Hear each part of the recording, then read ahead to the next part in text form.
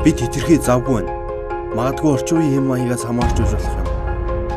Их ажиллаж, гид хэмэд зүйл хийж, бага унтаж, хурдтай амьдарсаад.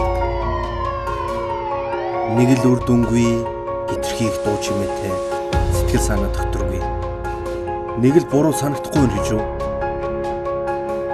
Бид удаашрах хэрэгтэй. Гүнзгий амьсгалаад ав.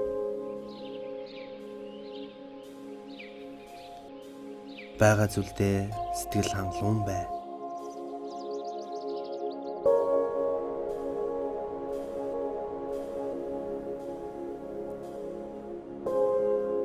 Бүх зүйл сайхан болно гэдэгт үргэлж итэг.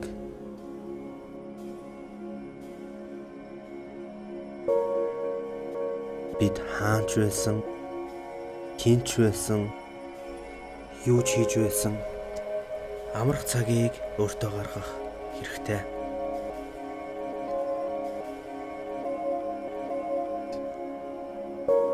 Тайвшир.